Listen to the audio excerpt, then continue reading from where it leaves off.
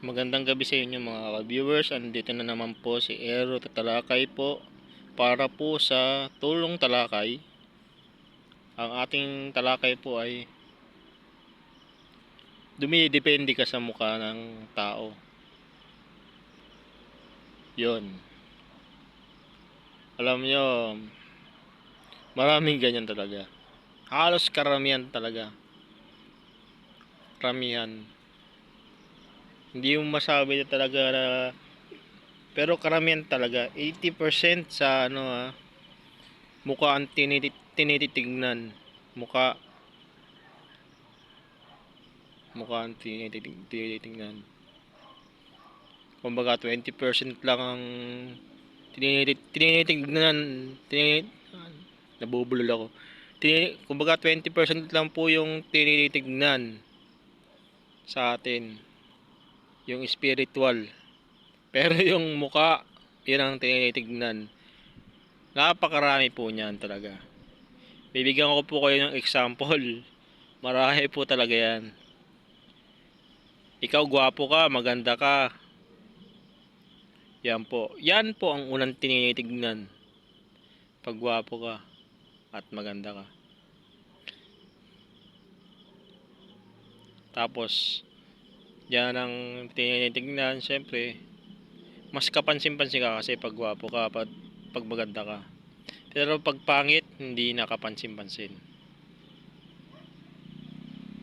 Sa totoo lang, in real words, in real time, sa batas ng Panginoon, hindi tinitingnan ng itsura ng tao. Bagkus ang spiritual na kabutihan, yung kagandahan, kagawapuhan ng espiritu. Yun po yun. Pero yung kasi sa atin, realidad, puro talagang puro talagang gwapo, magaganda. Ganun po yun.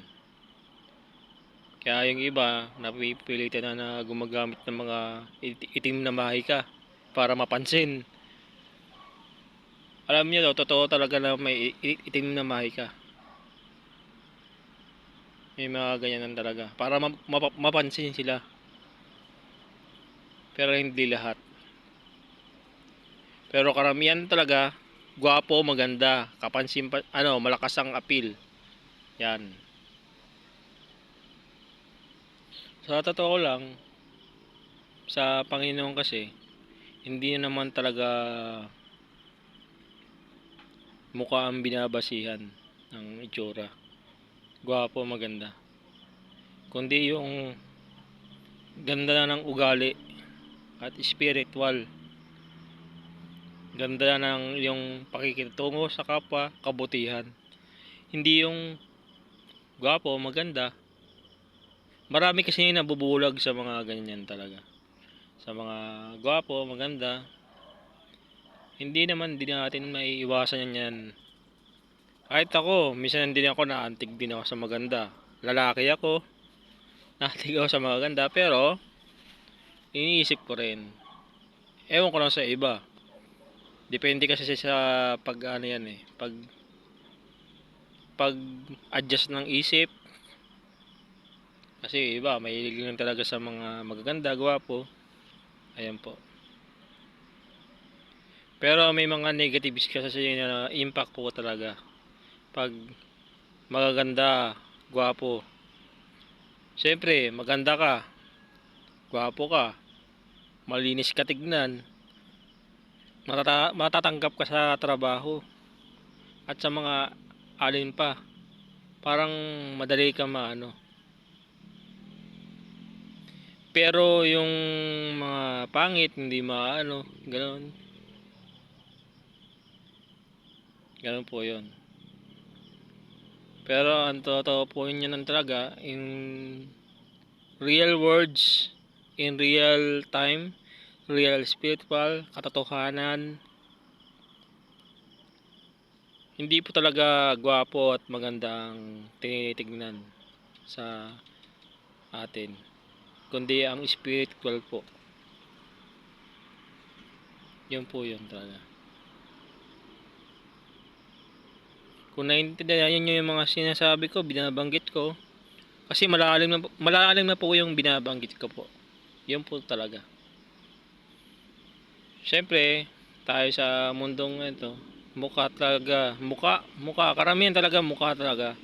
Magaganda, makikinis, gano'n, lalo na pag ang rumirehistro sa isip natin, saka sa isip, maganda, gwapo, matalino, nasa kanya na ang katangian, eh, swak na talaga, pasok na. Kumbaga, marami na magagagawa sa buhay. Pero hindi po talaga gano'n nun. Kahit pangit ang itsura, panlabas na kanyuan, in spiritual words, spiritual, lahat. Yan talaga ang tinitignan ng Panginoon. Hindi yung gwapo ang muka. Maaaring ginagamit na lang din yan. Pwedeng Panginoon, pwedeng kalaban. Alam niyo ang kalaban, di ba? Satanas ang kalaban. Yun lang po. Hanggang dito na lang po mga ka-viewers. Napakalalim po ng sinabi ko. Pero sana po maintindihan niyo. Tulong lang po talaga to. Kaya sa mga taong mapanghusga, matapobre, bawas-bawasan po.